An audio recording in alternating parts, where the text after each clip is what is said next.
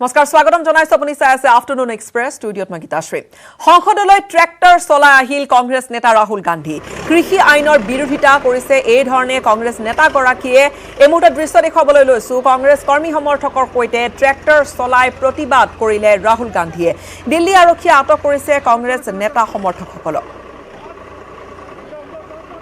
কৃষি আইনৰ বিৰোধিতা আৰু এই বিৰোধিতাৰে এই ধৰণে প্ৰতিবাদ সাব্যস্ত কৰিছে ৰাহুল গান্ধীয়ে কংগ্ৰেছ নেতা ৰাহুল গান্ধীয়ে সংসদ ভৱনলৈ ট্ৰেক্টৰ চলাই আহি উপস্থিত হ'লহি কিষাণ বিৰোধী এই ধৰণৰ এখন বেনাৰ লগাই সন্মুখত ট্ৰেক্টৰ চলাই কংগ্ৰেছ নেতা কৰ্মীৰ সৈতে আহি সংসদত উপস্থিত হ'লহি ৰাহুল গান্ধী সংসদলৈ বুলি উলাল ট্ৰেক্টৰ চলাই ৰাহুল গান্ধী কংগ্ৰেছ নেতা ৰাহুল গান্ধীক সংগ দিলে কংগ্ৰেছৰ বহুকেইগৰাকী নেতাই কৃষি আইনৰ বিৰোধিতা কৰিছে কংগ্ৰেছ নেতাগৰাকীয়ে এই ধৰণে সাব্যস্ত কৰিছে প্ৰতিবাদ কংগ্ৰেছ কৰ্মী সমৰ্থকৰ সৈতে ট্ৰেক্টৰ চলাই প্ৰতিবাদত বহিল ৰাহুল গান্ধী দিল্লী আৰক্ষীয়ে আটক কৰিছে কংগ্ৰেছ নেতা সমৰ্থকক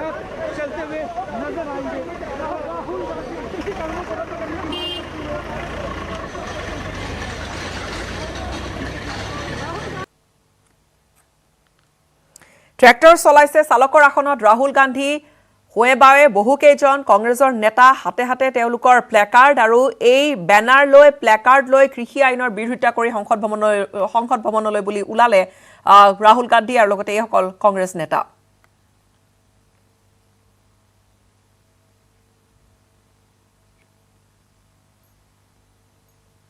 हम जो किसानों का मैसेज है उसको हम पार्लियामेंट तक लाए हैं पार्लियामेंट में इसके बारे में चर्चा नहीं करने देते हैं किसानों को दबा रहे हैं हिंदुस्तान के सब किसानों को दबा रहे हैं इसलिए हम यहाँ ट्रैक्टर पे आए काले कानून है इनको वापस लेना पड़ेगा राहुल जी आप खुद ट्रैक्टर यहाँ पर चला के आए पहली बार ऐसा हुआ कि कोई नेता ट्रैक्टर चला के संसद भवन तक पहुंचा हो किसानों को लेकर लेकिन सरकार मैं किसानों का मैसेज देना चाहता हूँ ये किसानों का मैसेज है इसीलिए मैं इसको यहाँ लाया हूँ ये 2-3 बड़े उद्योगपतियों के फायदे के लिए है पूरा हिंदुस्तान जानता है कि किसके लिए ये किया जा रहा है ये किसानों के फायदे के लिए नहीं है कानून और इन कानून को वापस लेना पड़ेगा सरकार के मुताबिक किसानों के खिलाफ कुछ नहीं हुआ किसान बिल्कुल खुश हैं वो जो बाहर बैठे हुए हैं वो आतंकवादी हैं सरकार के मुताबिक तो ये हो रहा है मगर रियलिटी है कि जो किसानों का है उनसे छीना जा रहा है और 2-3 उद्योगपतियों के हाथ दिया जा रहा है थैंक यू আৰু আজি কাৰ্গিল বিজয় দিৱস 1999 চনৰ 26 জুলাই কাশ্মীৰ সীমান্তত ভাৰত আৰু পাকিস্তানত হোৱা কাৰ্গিল যুদ্ধই আজি 22 বছৰ অতিক্ৰম কৰিলে দীঘলী পুখুৰীৰ পাৰত উদযাপন কৰা হৈছে 22 বছৰীয়া কাৰ্গিল বিজয় দিৱস মুখ্যমন্ত্ৰীগৰাকীয়ে বীৰ শ্বহীদ জোৱানসকলক শ্ৰদ্ধাঞ্জলি জ্ঞাপন কৰিছে তেওঁলোকক স্মৰণ কৰে ৱাৰ মেমৰিয়েলতো উদ্বোধন হয় এটা মিউজিয়াম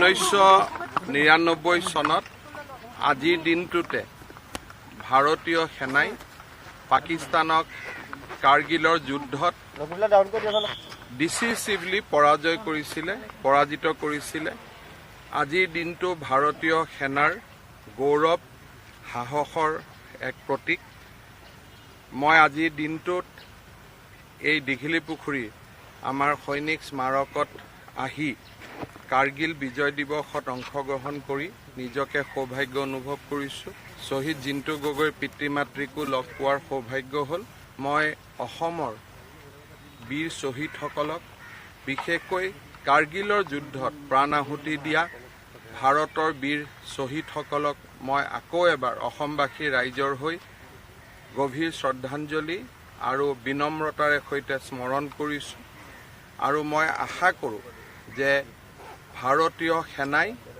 আৰু বহুতো সৰ্বোৎকৃষ্ট উদাহৰণ স্থাপন কৰিব ভাৰতৰ সীমান্ত সুৰক্ষিত কৰিব ভাৰতৰ সাৰ্বভৌমত্ব আৰু অখণ্ডতা সদায় ৰক্ষা কৰিব আজিৰ দিনটো আমাৰ কাৰণে গৌৰৱৰ কাৰণ এইটো 22 বছৰ হ'ল আমি ঘৰত বা বাহিৰত হ'লেও কাৰ্গিল বিজয় দিৱস পাতি আহিছোঁ যোৱা 21 বছৰ এইটো 22 বছৰ হ'ল প্ৰথমবাৰৰ কাৰণে আমাক আজিলৈ গুৱাহাটীলৈ মাতিছে আৰু য'ত নেকি মাননীয় মুখ্যমন্ত্ৰী তেখেতে নিজে আহি পেলাই আজি উদ্ঘাটন কৰিলেহি এইটো আমাৰ কাৰণে বৰ গৌৰৱৰ কথা আৰু আমি মোৰ ঘৰতো আমি আয়োজন কৰিছোঁ বা মই কাৰ্গিল বিজয় দিৱসৰ কাৰণে কাৰ্গিললৈ দ্ৰাছলৈ গৈছোঁ 4বাৰ। এইটো যেতিয়া নিমন্ত্ৰণ কৰে আমি যাওঁ। আমি সত্য কথা ক'বলৈ গ'লে অত্যন্ত গৌৰৱান্বিত আৰু আপোনালোক সকলোৱে আজি যি আমাক পথ দেখুৱাইছে বা মোৰ দুআষাৰ যি শুনিছে মই সকলোকে নমস্কাৰ কৰিছোঁ। পিতৃ হিচাপে মই মোৰ এটা ল'ৰাক হেৰুৱালোঁ, কিন্তু মই হাজাৰ হাজাৰ তেনেকুৱা ল'ৰা এতিয়া পাইছোঁ। পথটো এতিয়াও আছে, 2 বছৰ ইনাগুৰেশ্যন কৰিলে। তাতে এইটো 7.25 কিলোমিটাৰ। এইটো 2 বছৰ চিফ মিনিষ্টাৰে তেখেতে আমাক কৈছিলে যে পথটো বনাই দিম।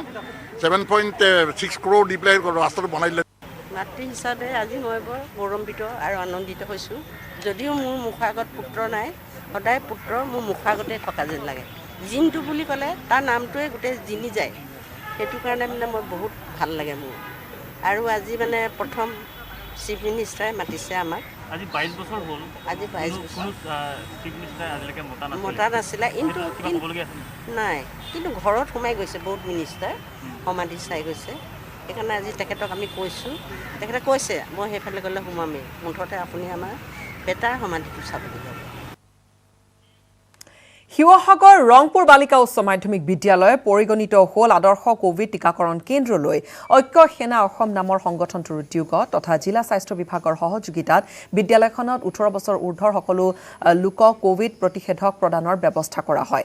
সামাজিক দূৰত্ব বৰ্তাই ৰাখি সঘনাই হাত ধোৱা, চেনিটাইজেশ্যনৰ ব্যৱস্থা, লগতে কোভিড টীকাকৰণ আদি বিষয়বিলাক কোভিড ভেকচিনেশ্যন কেন্দ্ৰটোৰ চৌহদত কেতবোৰ চিত্ৰ, বেনাৰ, প্লেকাৰ্ডৰ যোগেদিও বুজাবলৈ যত্ন কৰা হ'ল উদ্যোক্তাসকলৰ ফালৰ পৰা।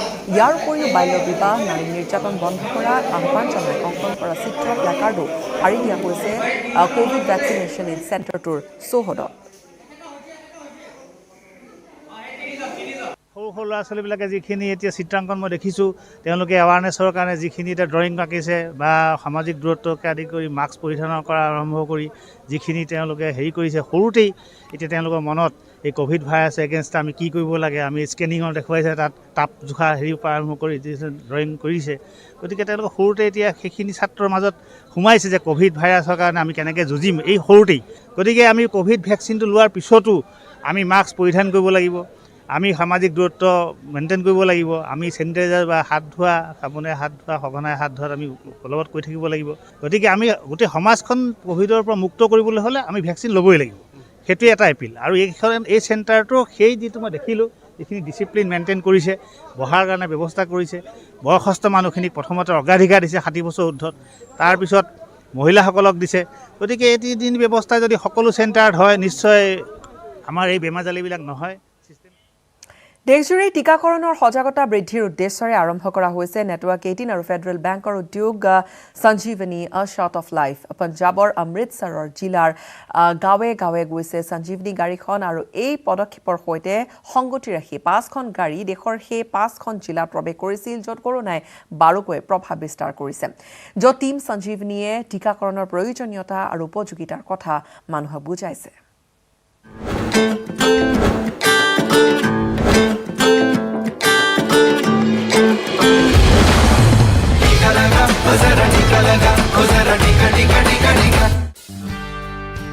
মহামাৰী কৰোনাৰ যুঁজখনত এক বৃহৎ পৰিৱৰ্তনৰ প্ৰচেষ্টাত ব্ৰতী সঞ্জীৱনী গাড়ী। যি সঞ্জীৱনী গাড়ী পঞ্জাৱৰ অমৃতসৰ জিলাত কৰোনা ভাইৰাছৰ টীকাকৰণৰ বাবে জনজাগৰণ অব্যাহত ৰাখিছে।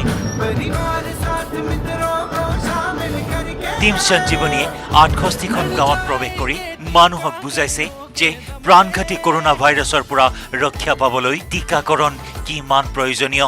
সঞ্জীৱনী প্ৰচেষ্টা এক মহান প্ৰচেষ্টা আৰু এনেকুৱা ধৰণৰ পদক্ষেপ সকলোৱে গ্ৰহণ কৰিব লাগে। এই পদক্ষেপে সেই সকল লোকক জাগ্ৰত কৰিব যিয়ে টীকা ল'বলৈ ভয় কৰি আছে আৰু যাৰ মনত এই ভ্ৰান্ত ধাৰণা আছে যে টীকা ল'লে মানুহৰ মৃত্যু হয়। ज्यादातर उनके मन में ये डर है कि टीका लगवाने के 2 महीने के बाद हम मर जाएंगे और ये सरकार की चाल है पॉपुलेशन कम करने के लिए। ये एक मिथ फैल गया है जो कि हम कम करने की कोशिश कर रहे हैं कि मौत टीके की वजह से नहीं होती। টীকাকৰণক লৈ ভয়, শংকা তথা ভ্ৰান্ত ধাৰণা অমৃতসৰ জিলাত এক বৃহৎ প্ৰত্যাহ্বান হৈ থিয় দিছে। স্বাস্থ্য বিশেষজ্ঞসকলৰ মতে পঞ্জাৱত কৰোনাত মৃত্যুৰ ভয় 2.7%, যি দেশৰ অন্যান্য ৰাজ্যতকৈ বহুত বেছি।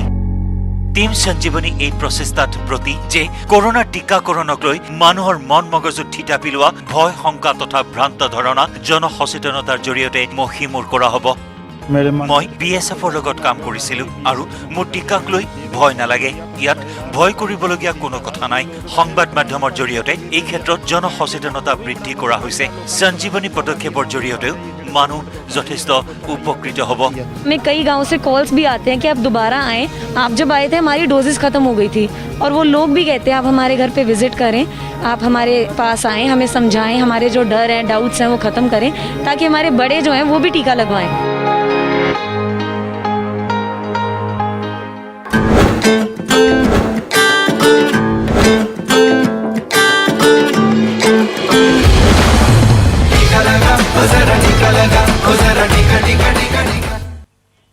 সময়খিনি এটা চমু বাণিজ্যিক বিৰতিৰ। মাইথান ষ্টিল ইমান ষ্ট্ৰং যে 20% কমকৈ লাগে। ষ্ট্ৰং আৰু বুদ্ধিয় মাইথান নিৰ্মাণৰ মানদণ্ড। স্বাগতম জনাইছো, আপুনি চাই আছে আফটাৰনুন এক্সপ্ৰেছ। পৰৱৰ্তী খবৰ, পেট্ৰল ডিজেলৰ মূল্য বৃদ্ধি। পেট্ৰল ডিজেল ইন্ধনজাত সামগ্ৰীকে ধৰি অত্যাৱশ্যকীয় সামগ্ৰীৰ মূল্য বৃদ্ধিৰ বিৰোধিতাৰে শিৱসাগৰতো প্ৰতিবাদী কাৰ্যসূচী ৰূপায়ণ কৰিছে সদৌ অসম ছাত্ৰ সন্থাই। শিৱসাগৰ আঞ্চলিক ছাত্ৰ সন্থাৰ শতাধিক কৰ্মী তথা বিষয়ববীয়াই চহৰখনৰ মুক্তিনাথ চাৰিআলিত বিক্ষোভ কাৰ্যসূচী ৰূপায়ণ কৰে। আছু কৰ্মীসকলে হাতে হাতে প্লেকাৰ্ড বেনাৰ লৈ পেট্ৰল ডিজেলৰ মূল্য বৃদ্ধি ৰোধ কৰক, অত্যাৱশ্যকীয় সামগ্ৰীৰ দাম বৃদ্ধি বন্ধ কৰক আৰু দাম বৃদ্ধি ৰোধ কৰিব নোৱাৰা চৰকাৰ হাই হাই, যোগান মন্ত্ৰী মুৰ্দাবাদ, জয় আই অসম আদি শ্লোগান দি উত্তাল কৰি তুলিলে মুক্তিনাথ চাৰিআলিৰ পৰিৱেশ।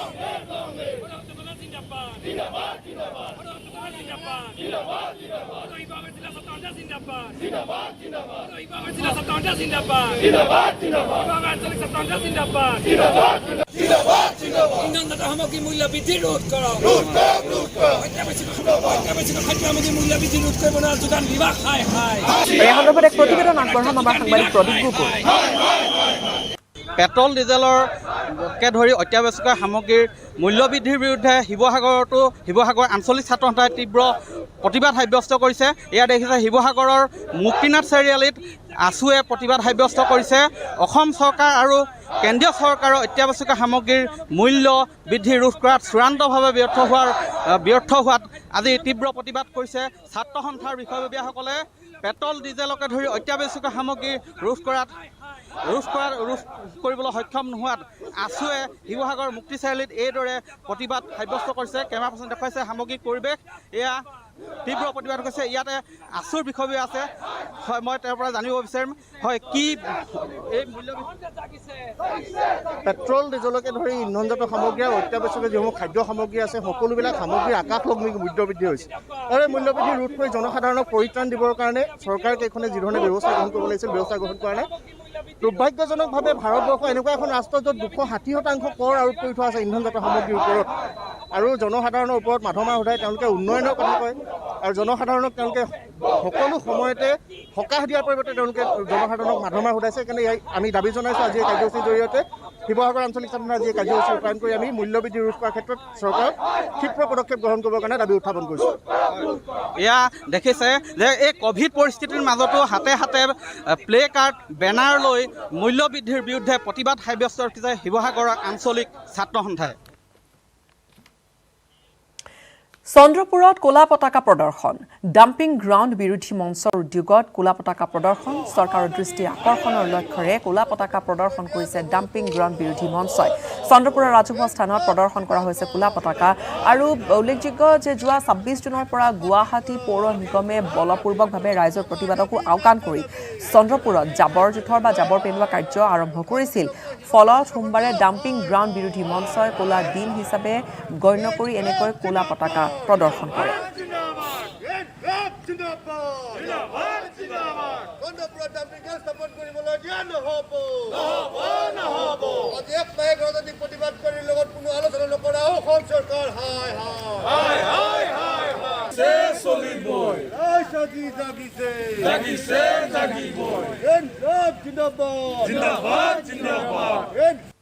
যোৱা 26 জুন তাৰিখে গুৱাহাটী পৌৰ নিগমে চন্দ্ৰপুৰক ডাম্পিং গ্ৰাউণ্ড কৰিবলৈ যুঁজা কৰিলে আৰু এই কাৰ্যসূচী আমি বাধা যেতিয়া দিলোঁ তেখেতসকলে আমাক বলপূৰ্বকভাৱে এৰেষ্ট কৰি নি সেইদিনাখনৰ পিছত তেওঁলোকে আমাৰ চন্দ্ৰপুৰত ডাম্পিং গ্ৰাউণ্ড আৰম্ভ কৰি দিলে। এই ডাম্পিং গ্ৰাউণ্ড আমি চন্দ্ৰপুৰত হ'ব দিয়া নাই, হ'বলৈ নিদিওঁ। চন্দ্ৰপুৰত ডাম্পিং গ্ৰাউণ্ড হ'লে চন্দ্ৰপুৰৰ যি নৈসৰ্গিক পৰিৱেশ, যি জৈৱ বৈচিত্ৰ্য, এই জৈৱ বৈচিত্ৰ্য ধ্বংস হৈ যাব। আমি এই জৈৱ বৈচিত্ৰ্য ধ্বংস হৈ যোৱা নিবিচাৰোঁ আৰু আমাৰ উত্তৰ প্ৰজন্মৰ বাবে আমি সদায় চন্দ্ৰপুৰখন সেউজ কৰি ৰাখিব বিচাৰোঁ। আৰু এমাহ প্ৰতিবাদ কৰাৰ পিছতো চৰকাৰে সিদ্ধান্ত বাতিলৰ কাৰণে কোনো ধৰণৰ ব্যৱস্থা গ্ৰহণ নকৰিলে। প্ৰতিবাদকাৰীৰ লগত আলোচনাৰ মাধ্যমেৰে এই সিদ্ধান্ত বাতিলৰ যি ব্যৱস্থা গণতান্ত্ৰিক চৰকাৰখনে কৰিব লাগিছিল তাক নকৰিলে। সেইকাৰণে চৰকাৰৰ মনোতাক ধিক্কাৰ দিছোঁ আৰু আজিৰ দিনটোক আমি এতিয়া কলা দিন বুলি অভিহিত কৰি সমগ্ৰ চন্দ্ৰপুৰৰ ৰাজহুৱা স্থানত কলা পতাকা উৰুৱাই ইয়াৰ বিৰুদ্ধে প্ৰতিবাদ কৰিছোঁ। আশা কৰিছোঁ চৰকাৰে এই প্ৰতিবাদক সেও মানি অতি শীঘ্ৰে সিদ্ধান্ত বাতিল কৰি চন্দ্ৰপুৰৰ ৰাইজক ন্যায় প্ৰদান কৰিব। তেলৰ মূল্য বৃদ্ধিৰ বিৰুদ্ধে সৰহ petroleum and gas workers federation of ইণ্ডিয়াৰ সম্পাদক নগেন চুতীয়া কেন্দ্ৰীয় চৰকাৰে খাটি খোৱা লোকক মাধমাৰ সোধাই মুনাফা লুটি আছে বুলি মন্তব্য কৰিছে নগেন চুতীয়াই। আৰু বৰ্তমান উৎপাদন আৰু পৰিবহণ ব্যয় 1 লিটাৰ পেট্ৰলত 40 টকা, চৰকাৰে কৰ লগাই 60 টকাত বিক্ৰী কৰিব পাৰে। কিন্তু ইয়াৰ বিপৰীতে প্ৰতি লিটাৰ 100 টকাকৈ বিক্ৰী কৰিছে পেট্ৰল। প্ৰধানমন্ত্ৰী মোদীয়ে দুখীয়া ৰাইজৰ পৰা কৰ সংগ্ৰহ কৰি অপ্ৰয়োজনীয় কামত ধন ব্যয় কৰাৰ অভিযোগ উত্থাপন কৰিছে। চৰকাৰে ইচ্ছা কৰিলে বুলিয়ে টেক্স লৈ থাকিব, সেই কথাটো কেতিয়াও হ'ব নোৱাৰে। কাইলৈ 150 টকা হ'ব, আপুনি 150 টকা দি থাকিব, পৰহিলে 200 টকা হ'ব, 200 টকা দি থাকিব, সেই কথাটো কেতিয়াও হ'ব নোৱাৰে। আমাৰ যিটো নাগৰিক হিচাপে আমাৰ দায়িত্ব আছে, আমি ৰাতিপুৱাৰ পৰা ৰাতিলৈকে আমি টেক্স দি আছোঁ, বিভিন্ন জেগাত GST পে'মেণ্ট কৰি আছোঁ চব আইটেমত। তাৰপিছত আমাক ৰেহাই দিব নালাগে নেকি চৰকাৰে? আৰু আজি এই ডিজেলৰ দাম বিশেষকৈ বৃদ্ধি হোৱাৰ কাৰণে বিভিন্ন বয় বস্তুৰ দাম খেতি পথাৰলৈকে বিভিন্ন জেগাত এফেক্ট হৈছে। এইবিলাকৰ দাম বৃদ্ধি পাইছে, খৰচ বাঢ়িছে, খেতিয়কৰ খৰচ বাঢ়িছে, ব্যৱসায়ী খৰচ বাঢ়িছে, বস্তু অনা নিয়া খৰচা বাঢ়িছে। এই কথাও আমি সকলোৱে লক্ষ্য কৰিব লাগিব। কলিয়াবৰৰ হাকমুঠীয়া চাহ বাগিচাৰ খেলপথাৰত অনুশীলনত ব্যস্ত তৰুণ তৰুণী। চাহ জনজাতি অধ্যুষিত অঞ্চলত সামৰিক পৰীক্ষাৰ বাবে সাজু এজাক তৰুণ তৰুণী। উৎকট গৰমকো নেওচি দৈনিক অব্যাহত ৰাখিছে কঠোৰ কচৰৎ। দেশ মাতৃৰ সেৱাত ব্ৰতী হোৱাৰ লক্ষ্য সকলোৰে। ৰ'দ বৰষুণকো নেওচি কৰি গৈছে দৈনিক কঠোৰ অনুশীলন। অসম চৰকাৰৰ বিভিন্ন বিভাগত খালী হোৱা বিশেষকৈ সামৰিক বাহিনী নিযুক্তিৰ ক্ষেত্ৰত প্ৰস্তুতি চলাই নিজকে সাজু কৰি ৰাখিছে এই ধৰণে কলিয়াবৰৰ হাকমুঠীয়া, কেলিডেন আৰু হাতীগাঁও চাহ বাগিচাৰ যুৱক যুৱতীসকলে। উঠি অহা প্ৰজন্মৰ যুৱক যুৱতীসকল মেট্ৰিক পাছৰ পৰা আদি কৰি MLA-লৈকে পঢ়ি আছে। তেওঁলোকক কিছু কিছু ক্ষেত্ৰত পিছপৰা আমি দেখা পাইছোঁ। সেইকাৰণে ফিজিকেলটো নিজকে নিজে প্ৰস্তুত কৰিবৰ কাৰণে আমি এটা পৰীক্ষণ হিচাপত আমি টিচাৰ দুজন আমি ডিপুৰ পৰা আনিছোঁ আৰু তেখেতসকলক হতুৱাই তেওঁলোকৰ ফিজিকেল মজবুত হয় আৰু ফিজিকেল পৰীক্ষাবিলাকত তেওঁলোকে কৃতকাৰ্যতা লাভ কৰিব পাৰে। যিহেতুকে আমি জানো যে শিক্ষাৰ আন এটা মূল বস্তু হ'ল শাৰীৰিক শিক্ষা, আৰু শাৰীৰিক শিক্ষা থাকিলে সুস্থ সবল নিৰোগী হয়। সেয়ে সকলো দিশৰ পৰা চাই চিতি আমি এখন প্ৰশিক্ষণ পাতিবলৈ যোজা কৰিছোঁ। আজি এই ফিল্ডত প্ৰশিক্ষণ ল'বৰ কাৰণে আহিছোঁ আৰু লগতে আমাক প্ৰশিক্ষণ দিবলৈ 2জন ছাৰ আহিছে। আৰু আমি চাকমুটি ষ্টেটৰ প্ৰায় 60টা আমাৰ ল'ৰা ছোৱালী। ধেমাজিতো জিলা আছুৰ উত্তাল প্ৰতিবাদী কাৰ্যসূচী। মূল্যবৃদ্ধিৰ ৰোধৰ দাবীত এই উত্তাল প্ৰতিবাদ। ধেমাজি সদৰ থানা তিনিআলিত আছুৱে সাব্যস্ত কৰে প্ৰতিবাদ। ইন্ধনজাত সামগ্ৰীৰ মূল্যবৃদ্ধি নিয়ন্ত্ৰণৰ দাবী তুলিছে প্ৰতিবাদী কাৰ্যসূচীৰ জৰিয়তে। লগতে নিত্য ব্যৱহাৰ্য সামগ্ৰীৰ মূল্যবৃদ্ধি নিয়ন্ত্ৰণৰো দাবী উত্থাপন কৰিছে।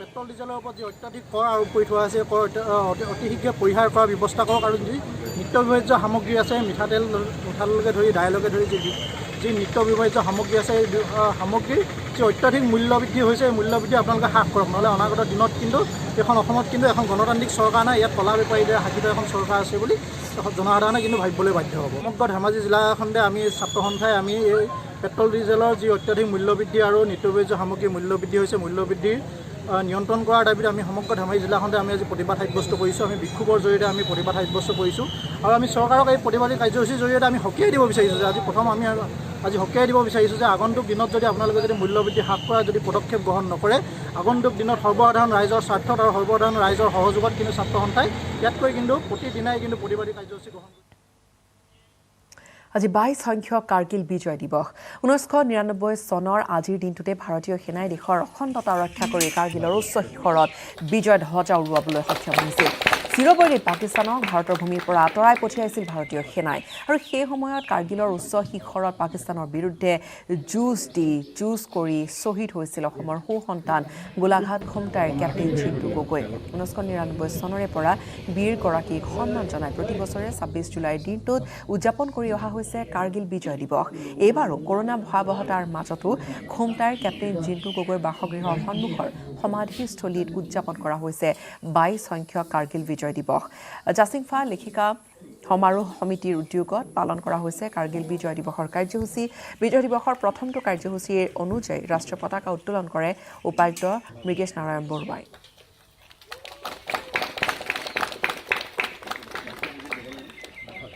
আমি কোভিড প্ৰটকলৰ কাৰণে কোনো ধৰণৰ ৰাজহুৱা অনুষ্ঠান কৰিব পৰা নাই। অহা বছৰলৈ নিশ্চয় প্ৰশাসনৰ পৰা ইয়াক কাৰ্যকৰী কৰা হ'ব আৰু মই নিজেও ভাবোঁ ব্যক্তিগতভাৱে এইটো ৰাজহুৱাভাৱে মানে প্ৰশাসনৰ মানে পৰিয়ালৰ সহযোগ থাকিবই, ৰাইজৰ সহযোগ থাকিবই, কিন্তু প্ৰশাসনৰ কেলেণ্ডাৰত এইটো থকাটো ভাল যে যেনেকৈ আমি 15 আগষ্ট বা 26 জানুৱাৰী পাতোঁ অনুষ্ঠান কৰোঁ, সেইধৰণে এটা চৰকাৰী অনুষ্ঠান হ'লে ভাল। মই নিজে ব্যক্তিগতভাৱে বাৰামুলাত কাৰ্গিল শ্বহীদক শ্ৰদ্ধাঞ্জলি ৰাষ্ট্ৰপতিৰ।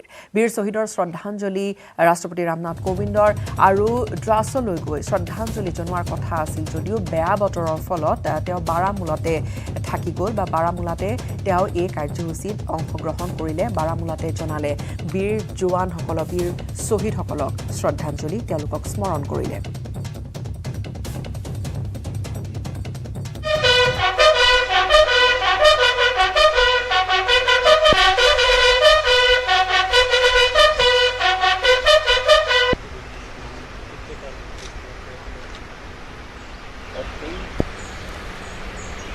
আৰু আজি কাৰ্গিল বিজয় দিৱস আমি বিভিন্ন ঠাইত যি ধৰণৰ কাৰ্যসূচী সেয়া আমি দেখুৱাইছোঁ। ইতিমধ্যে বাৰামুলাৰ সেই দৃশ্য দেখুৱালোঁ আৰু 22 বছৰ সম্পূৰ্ণ হ'ল কাৰ্গিল বিজয় দিৱসৰ। কাৰ্গিলত ভাৰতীয় সেনাই অখণ্ডতা ভাৰতৰ ৰক্ষা কৰি বিজয় ধ্বজা উৰুৱাৰ সেই দিনটোৰ দিল্লীৰ ৱাৰ মেমৰিয়েলত কাৰ্গিল বিজয় দিৱসৰ কাৰ্যসূচী আৰু অনুষ্ঠানত প্ৰতিৰক্ষা মন্ত্ৰী Rajnath Singh, army chief general Mukund Naravane, নৌসেনা বাহিনীৰ প্ৰধান এডমিৰেল পৰমবীৰ সিং, বায়ুসেনা প্ৰধান ৰাকেশ বাদুৰিয়াৰ উপস্থিতিত কিছু কাৰ্যসূচী দেখুৱাইছোঁ। বীৰ শ্বহীদক শ্ৰদ্ধাঞ্জলি জনাব আটাইকেইজনে।